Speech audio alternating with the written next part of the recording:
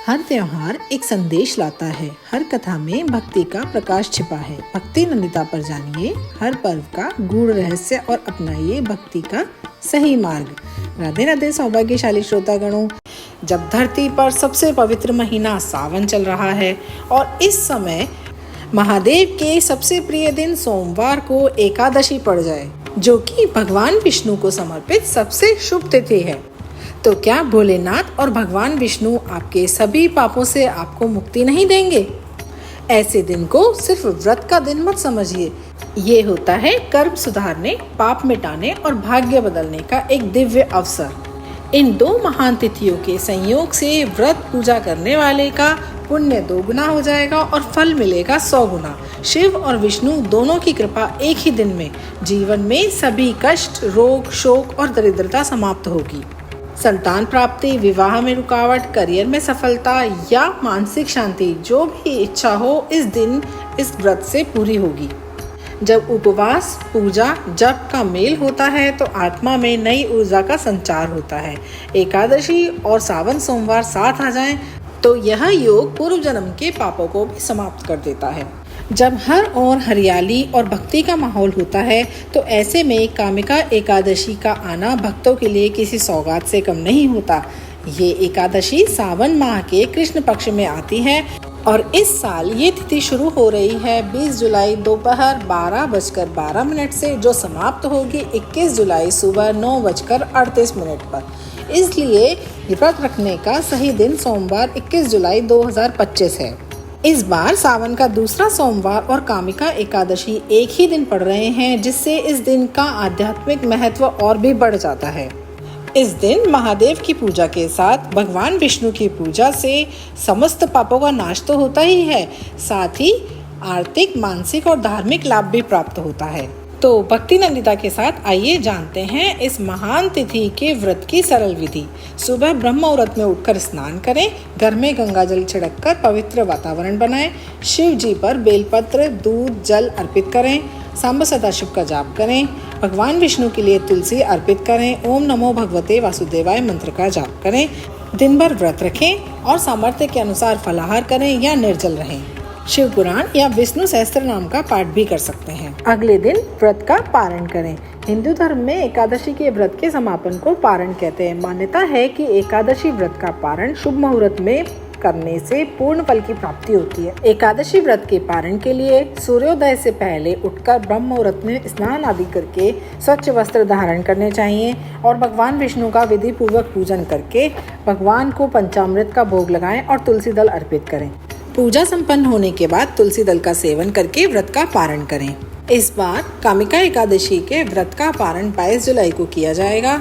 इसका शुभ मुहूर्त 22 जुलाई को सुबह 5:37 से सुबह 7:05 तक रहेगा। आइए अब हम बढ़ते हैं अपनी एकादशी की पावन कथा की ओर। युधिष्ठिर ने पूछा, हे गोविंद, हे वासुदेव, आपको नमस्कार है। श्रावण के कृष्ण पक्ष में कौन सी एकादशी होती है, उसका वर्णन कीजिए।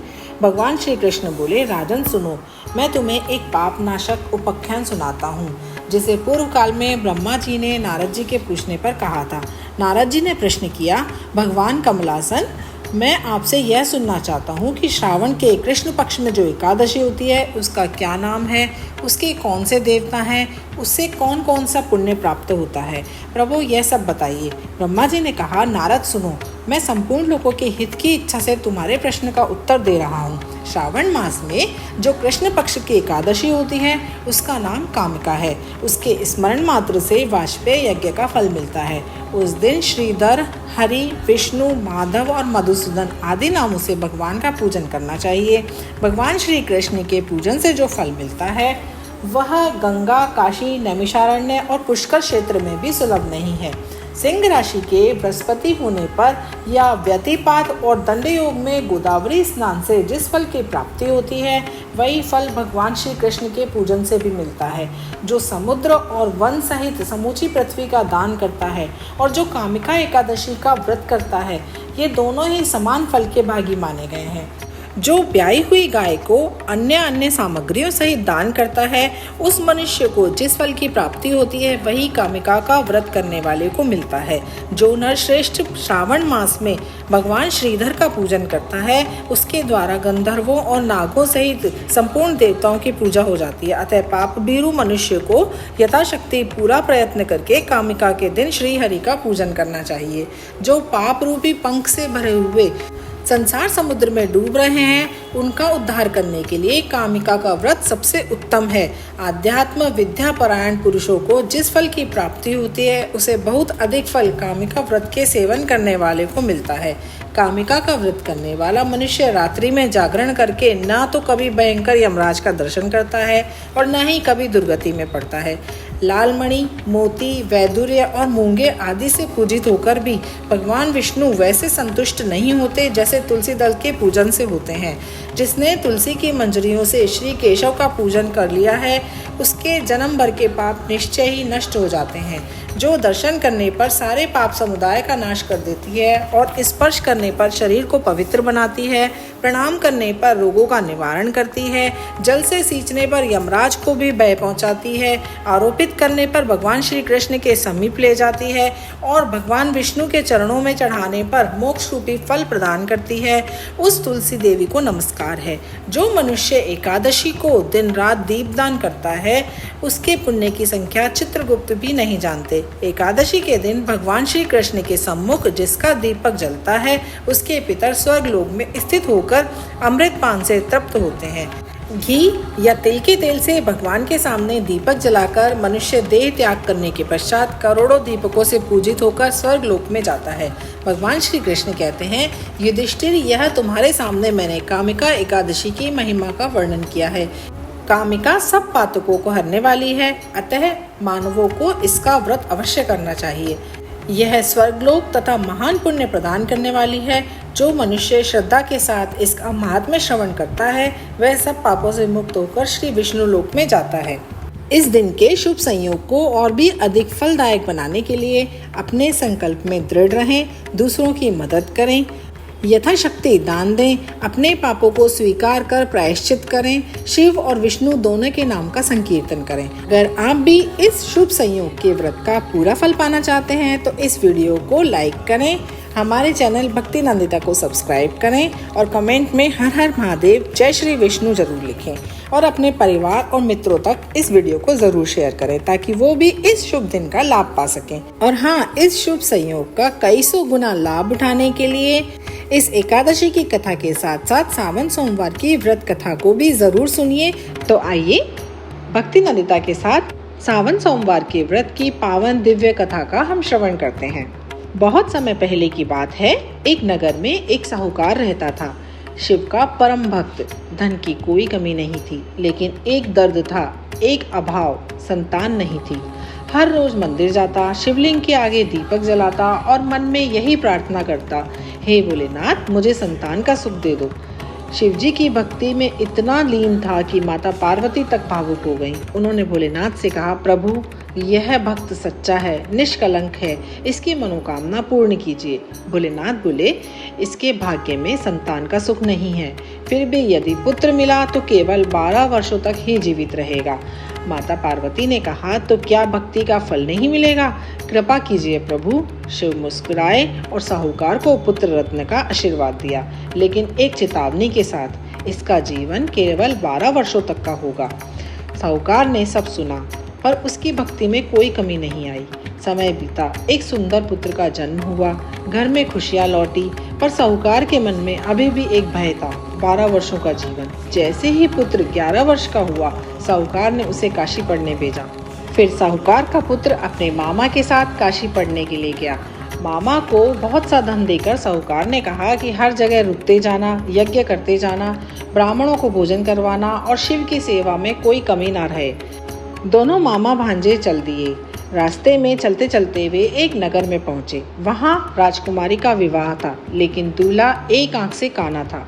राजा ने जब साहूकार के सुंदर बेटे को देखा तो सोचा, इसे ही घोड़ी पर बिठाकर विवाह की सारी रस्में करवा देते हैं। इसके बाद इस विषय पर उन्होंने उसके मामा से बात की। मामा ने धन के लालच में हाँ कर दिया।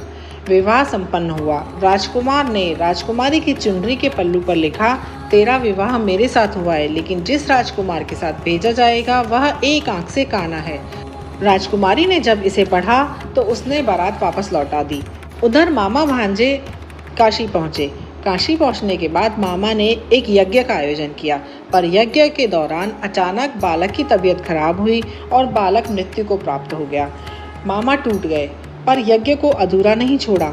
यज्ञ के अंत में वह रोने लगे। उसी समय शिव पार्वती वहां से गुजर रहे थे।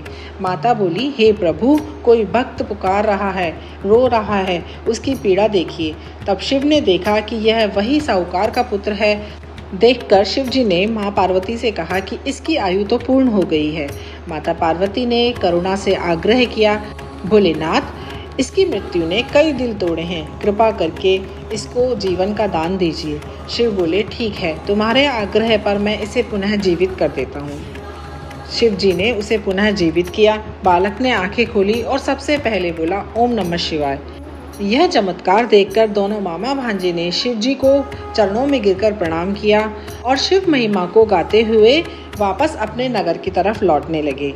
जब वे दोनों अपने नगर की तरफ लौट रहे थे तो रास्ते में वही नगरी पड़ी जहां पर राजकुमारी के साथ उसका विवाह हुआ था। उधर राजकुमारी भी सावन सोमवार के व्रत रखती थी और भोलेनाथ से हर बार प्रार्थना करती थी कि उसको उसके पति से मिलवा दें। भोलेनाथ ने उसकी प्रार्थना को स्वीकार कर लिया और सौभाग्य से वो दिन आया। वे दोनों मामा भांजे राजमहल की तरफ से निकल रहे थे, तभी राजकुमारी ने उन्हें देख लिया और पहचान लिया। यह सब देखकर राजा की प्रसन्नता का भी ठिकाना ना रहा। राजा ने उसका धूमधाम से पुनर्विवाह उसी के साथ करवाया और राजा ने बहुत सा धन देकर उनको विदा किया। वहां से विदा लेने के बाद बहुत सारे लाभ लश्कर के साथ वह अपनी पत्नी के साथ अपने नगर को चल दिया।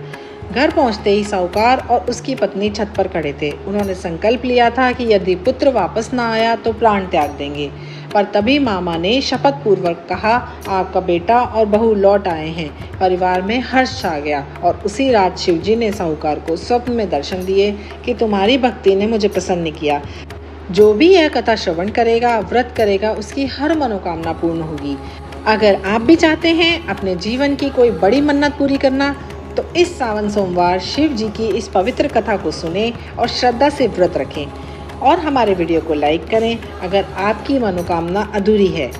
इस वीडियो को ज़्यादा से ज़्यादा शेयर करें ताकि किसी और की भी मुश्किल आसान हो जाए और सब्सक्राइब करें भक्ति नंदिता चैनल को, क्योंकि अगली कथा में आप सुनेंगे एक ऐसी सच्ची घटना जिसे सिर्फ एक व्रत से शिव को साक्षात पाया और उसका जीवन ही बदल गया। तो सुना आपने, भक्ति हो तो साहूकार जैसी और कृपा हो तो भोलेनाथ जैसी। हर हर महादेव। जय सावन सोमवार। धन्यवाद।